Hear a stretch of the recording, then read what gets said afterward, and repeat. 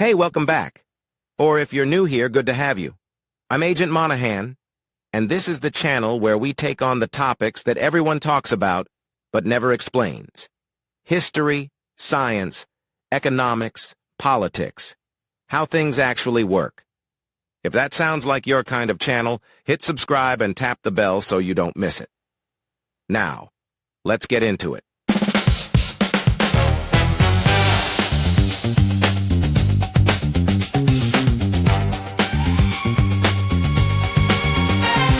Today we're talking about your favorite pop stars, Taylor Swift, BTS, whoever's on your playlist, and where their money actually comes from.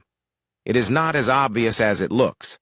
A song with 1 billion streams on Spotify earns a fraction of a penny per play, and that pool gets split with the label, the distributor, and the publisher. 1 billion streams might net the artist a nice used car.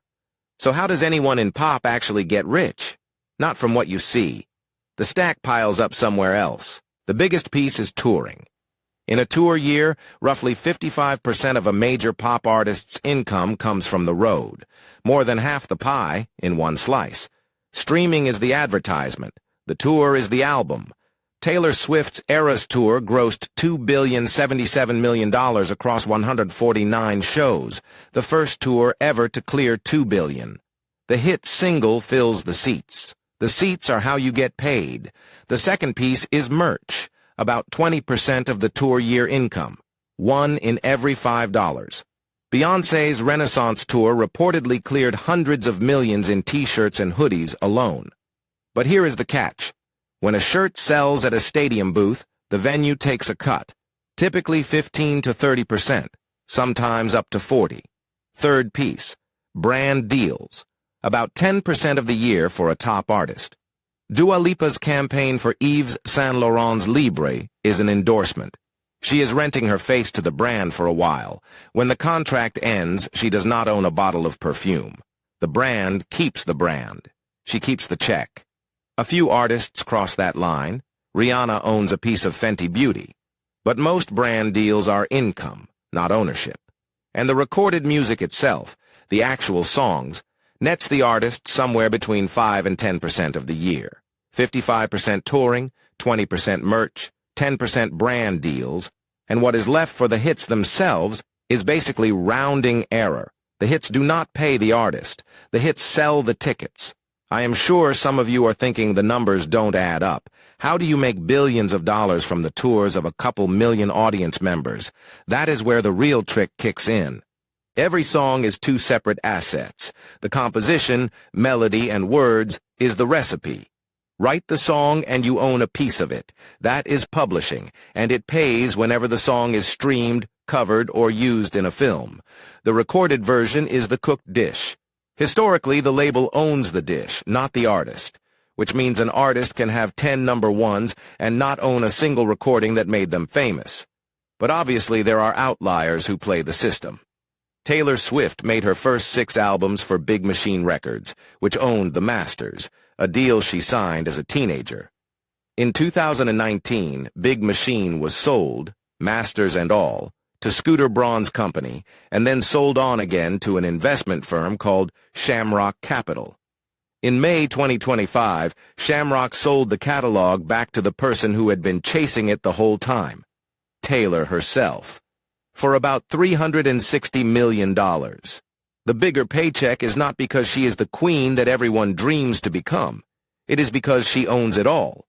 When you own the masters and the publishing, roughly 4 to 5 times more per dollar on that catalog funnels back to you instead of the label, forever. $360 million is a lot to spend on songs you already wrote, but at 4 to 5 times the take, the catalog pays itself back, and then it keeps paying. She did not buy nostalgia.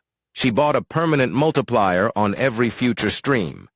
Here is why Taylor had leverage the whole time. She wrote her own songs.